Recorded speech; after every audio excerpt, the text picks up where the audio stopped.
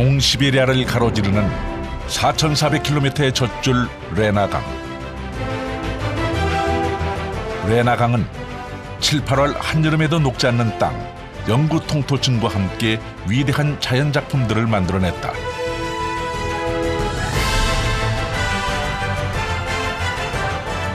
오랜 세월, 얼음과 바람, 그리고 레나강이 빚어낸 기적. 레나강은 굽이굽이 흐르며 대지를 적시고 자연과 인간을 살리는 어머니다. 레나강의 시작은 어디에서부터였을까? 레나강의 발원지를 찾아가 보는 여정. 그 멀고도 기나긴 길을 함께 걸어보자.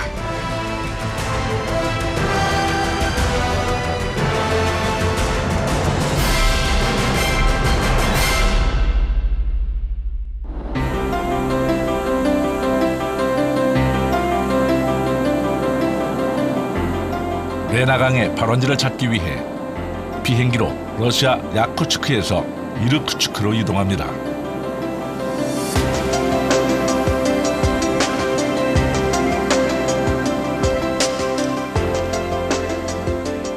러시아와 몽골의 접경지대에 있는 이르쿠츠크는 동시베리아 정치, 경제, 문화의 중심지입니다. 400년의 역사를 가진 이곳에선 약 60만 명의 사람들이 살아가는데요. 시베리아의 파리라 불릴 만큼 서구적인 모습이 인상적인 도시입니다.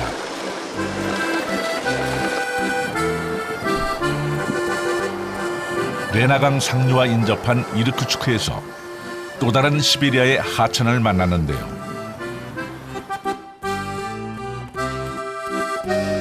바로 안가라강입니다. 서울의 한강처럼 이르쿠츠크를 통과하는 강이죠.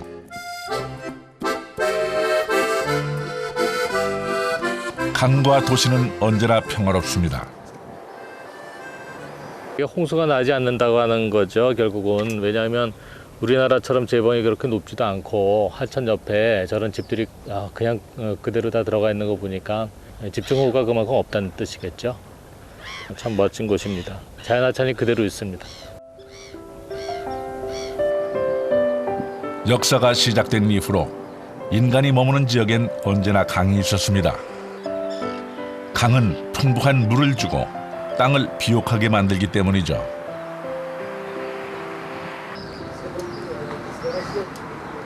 이르쿠츠크엔 열차가 지나갑니다.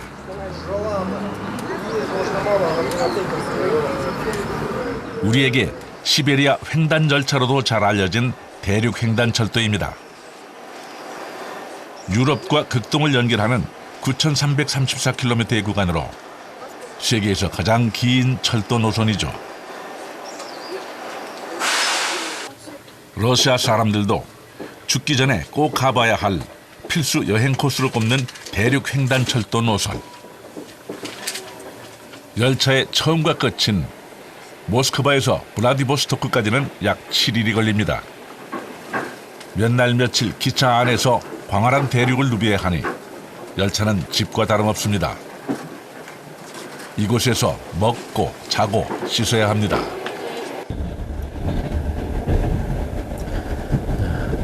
그림입니다.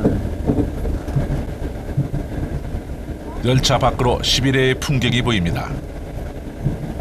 끝이 보이지 않는 녹색의 향연. 침엽수림, 자작나무, 그다음에 반듯반듯한 소나무들 위주로 해서요. 그야말로 산림지대를 지금 지나가고 있습니다. 뭐 양쪽을 이렇게 둘러봐도 계속 똑같은 풍광뿐입니다. 전혀 변한 게 없습니다. 대륙이 그만큼 넓다는 얘기겠죠. 얼마나 달렸을까요?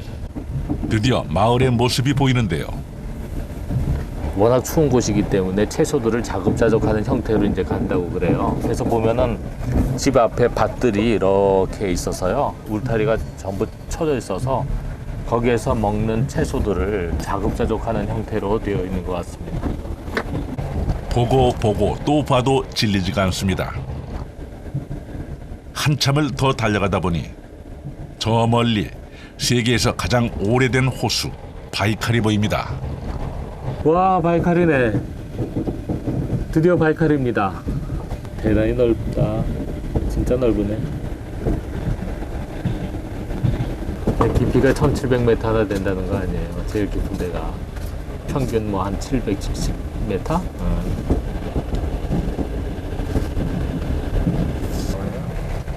이 멋진 모습을 기차 안에서만 보기엔 아깝죠.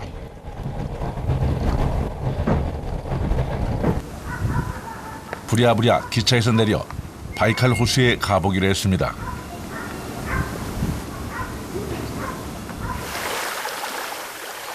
호수는 기차역 바로 앞에 있습니다.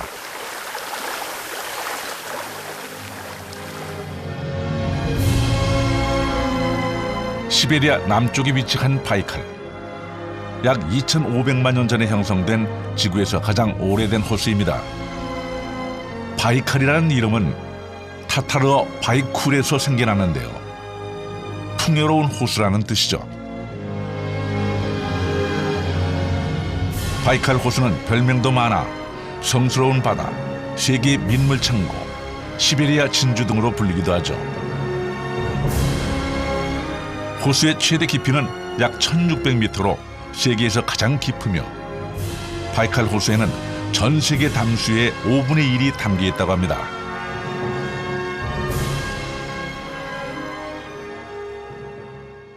옛날 친구 만난 듯한 느낌입니다. 10년 만에 왔는데요.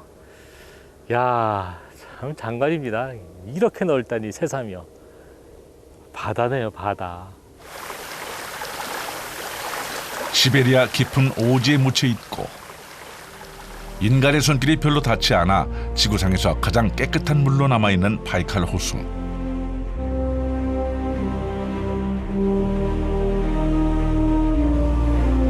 물은 바닥이 훤히 보일 만큼 맑습니다. 하지만 눈에 보인다고 해서 물이 얕다고 생각하면 오산입니다. 이 안으로 상당한 단층이 지금 지나가고 있어서요.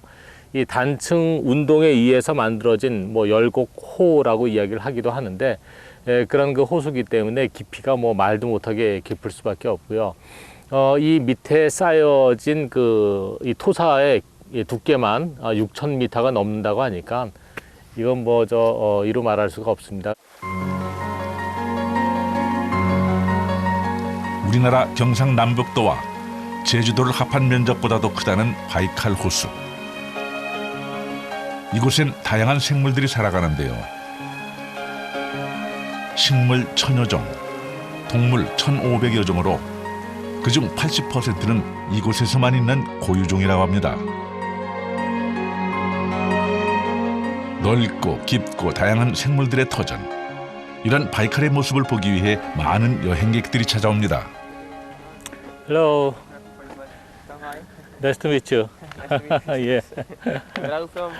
Yes, from Korea. And you? Korea. I am from the Czech Republic, from capital Prague. Prague. That's my friends from Prague. From Beijing. From Beijing. And after the Mongolia. Mongolia? And we are traveled around the Mongolia. And this No. Baikal Lake. Baikal. Irkutsk Lake, which is really nice.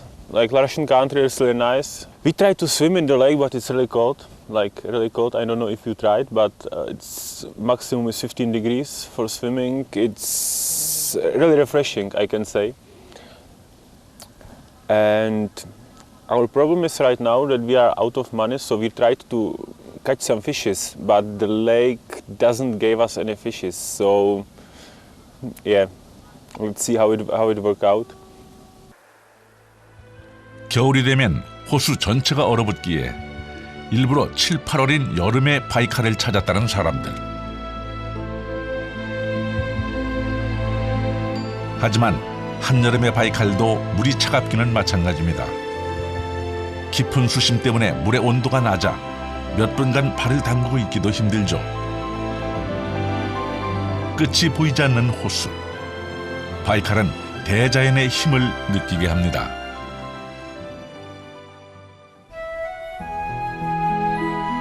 바이칼 호수에는 26개의 크고 작은 섬이 있습니다. 그중 가장 큰 섬인 올혼섬은 바이칼에서 유일하게 사람이 사는 섬인데요. 러시아 공화국 부랴트족의 말로 메마르다라는 의미의 올혼. 세계 담수의 20%가 모인 바이칼 호수에 있는 섬이지만 정작 섬 안에는 강은커녕 시냇물도 흐르지 않아 붙여진 이름이라고 합니다.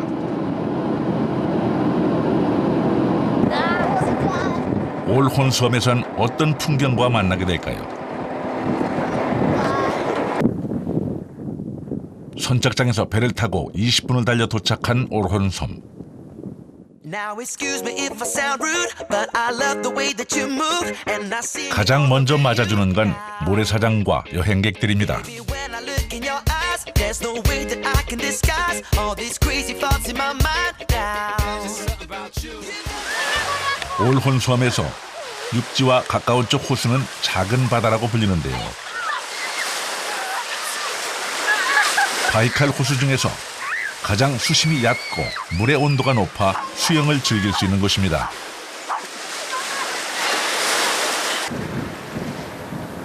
마치 해수욕장 같은 호수변 풍경. 끝없이 펼쳐지는 모래사장이 인상적입니다. 이 모래는 어떻게 생겨나게 된 것일까요? 지금 마치 우리나라 서해와 같은 광활한 해수욕장이 펼쳐져 있는데요. 사실은 이제 호수욕장이라고 이야기를 해야 맞겠죠. 바이칼호니까요. 이 바이칼호에 이렇게 모래가 쌓여 있는 이유는 그만큼 호수가 장대하다는 의미인데, 바람에 의해서 이렇게 모래가 퇴적이 돼서 저 안쪽까지 우리나라에서 볼 수 있는 사구, 모래 언덕이 넓게 분포되어 있습니다. 모래가 쌓여 있는 이유는 양쪽에 암석들이 돌출이 되어 있어서 바람이 불 때 이 호수로부터 들어오는 파랑 에너지가 암석 쪽으로 돌출이 되어 있는 부분을 때리게 되고요. 그 다음에 이렇게 활처럼 휘어 있는 부분은 에너지가 분산이 돼서 몰리지 않는 곳이기 때문에 작은 이러한 그 모래 입자들이 쌓일 수 있게 된 거죠. 그런데 우리나라 해안하고 다른 독특한 특징 중에 하나는 자갈들과 같이 혼재되어 있다고 하는 사실입니다. 모래와 자갈이 혼합되어 있는 올혼섬의 호수변. 쉽게 보기 힘들다는 이 특별한 경관은 암석들이 양쪽에 돌출되어 있는 섬의 자연 조건 때문에 생겨난 것입니다. 바이칼에서 들어오는 파랑 에너지의 세기와 암석의 성질에 따라서 모래가 되기도 하고 자갈이 되기도 한 겁니다. 올혼섬엔 원시적 종교의 한 형태인 시베리아 샤머니즘의 최고 성소가 있습니다.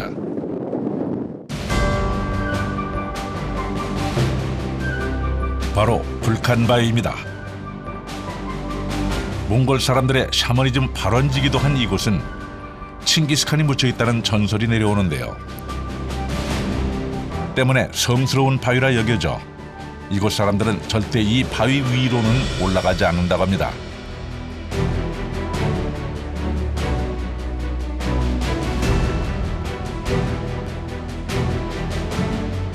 대신 바위를 바라보며 기원을 하고 소원을 빌죠.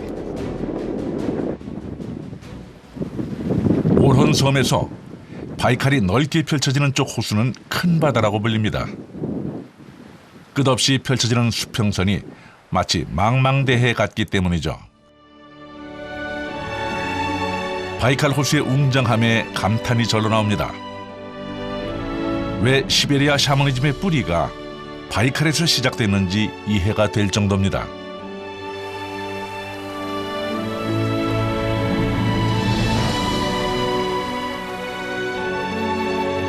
대지의 투명한 바다. 바이칼은 대자연의 위대함 그 자체였습니다.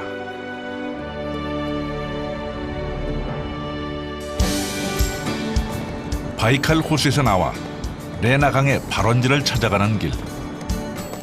자동차로 5시간을 달려 만주르카로 향합니다.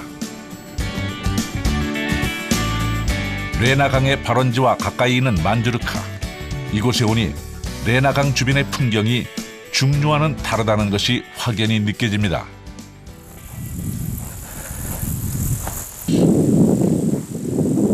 레나강 상류는 중류에 비해 평균 기온이 높고 건조합니다. 그래서 이 지역엔 초원이 발달돼 있습니다. 이런 천혜의 조건은 사람들이 소나 말, 양을 자유롭게 방목하며 키울 수 있게 해줍니다.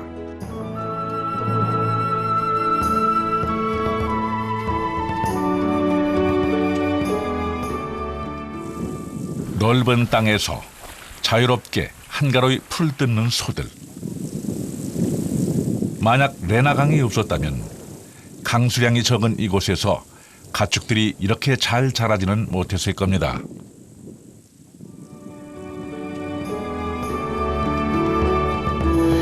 레나강 상류는 물길의 모습도 중류와는 참 많이 다른데요. 강폭이 눈에 띄게 좁아지고 마치 뱀이 기어가는 것처럼 구불구불 흐르는 레나강. 사행천의 모습입니다. 시베리아 사행천이 참 멋지다더니 진짜 아이고 대단합니다. 장관입니다. 레나강 사행천은 7, 8월 동시베리아의 짧은 여름 시기에만 볼 수 있다는데요. 우리나라처럼 그렇게 큰 강우가 내리진 않지만 우기 때 수위가 올라가게 되면요, 유속에 의해서 하천이 굴곡을 하게 됩니다.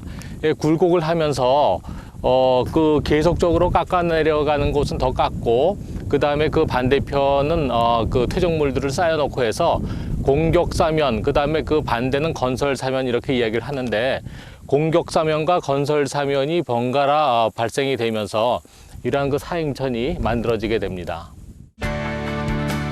유속이 느린 안쪽에는 퇴적작용이, 유속이 빠른 바깥쪽은 침식작용이 일어납니다. 퇴적과 침식작용이 심해지면 양쪽 기슭이 비대칭적인 곡벽이 생겨나죠. 제가 지금 토촌 곡벽 앞에 서 있는데요. 이 부분에 지금 풀이 없는 이유는 저쪽에 지금 저 나무가 하나 있는데 그 뒤쪽으로 S자로 이렇게 그 사행을 하던 하천이 그 물이 늘어나게 되면 여길 때리게 됩니다. 그래서 지금 요 앞에는 풀이 있는데 여기 풀이 없는 이유이기도 하고요. 그래서 보면은 전부 이게 토층으로 이루어져 있는데 높이가 한 뭐 2m 이상 됩니다. 레나강 사행천이 만들어낸 자연의 모습. 강물은 서서히 흐르지만 그 힘은 놀라울 만큼 강합니다.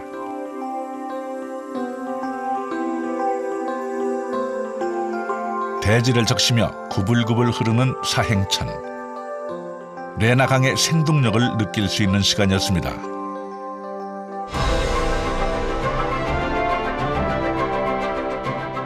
레나강 상류의 사행천을 지나면 강의 최상류가 나오는데요.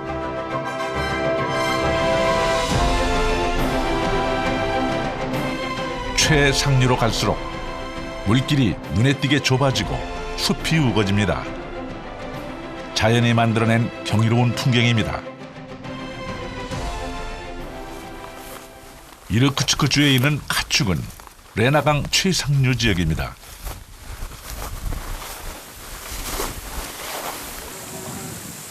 최상류의 레나강을 온몸으로 느껴보고자 합니다. 오, 차가워. 이야. 물이 너무 차가워 뼛속까지 시리는 기분인데요.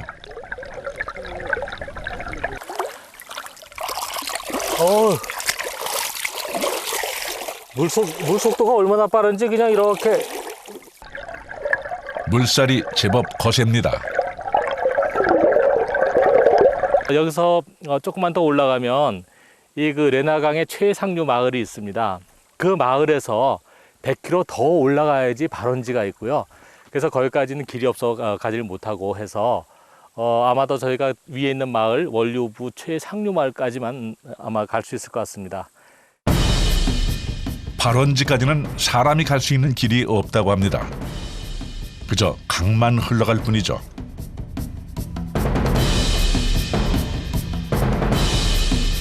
아쉽고 안타까운 마음을 발원지와 가장 가까이 있는 마을을 들르는 걸로 달래고자 합니다.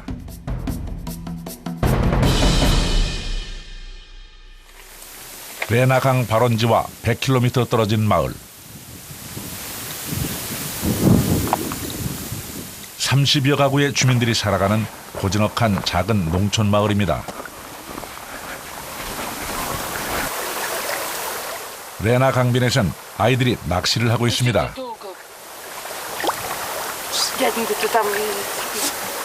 와, 많이 잡았네. 꼬마 낚시꾼의 솜씨가 제법입니다. 15. 물이 맑은 이곳에선 고기가 많이 잡힌다고 합니다. 뭐 할 거야? Жарить. 아이들을 따라 집으로 가보기로 했는데요. 일을 나간 부모님 대신 할머니가 손자들을 맞아줍니다. 레나강은 이들에게 특별합니다. Я всю жизнь, я здесь родилась. Для нас она река, речка. Это надо спрашивать, где вот этим, кто этим занимается. А для нас, для детей, мы здесь выросли на Лене. А что мы можем сказать? Лена, рыба. О чем мы больше можем сказать? Где-то она там. Она для нас матушка река, Лена. Самое главное для нас вода. 레나강은 자연과 인간을 살리는 동시베리아의 젖줄입니다. 레나강 발원지를 찾아가는 길. 사람의 길은 이 마을로 끝이 납니다.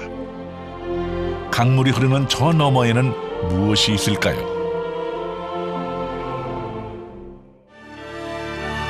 일 년 중 겨울이 9달이라는 러시아 동부 시베리아에 찾아온 찰나의 여름.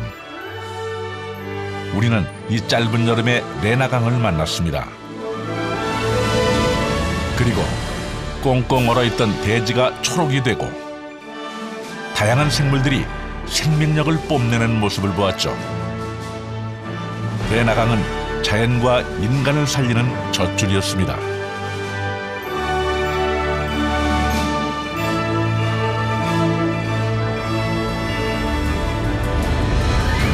(4,400km) 수억 년을 굽이굽이 흐르며 거대한 자연의 작품을 만들어낸 레나강. 오랜 세월 레나강은 끊임없이 변화하며 기적을 빚어냈습니다. 그리고 우리가 만난 이 순간에도 강은 계속 변하고 있죠. 레나강이 만들어 나갈 미래는 어떤 것일까요? 그 모습이 기대됩니다.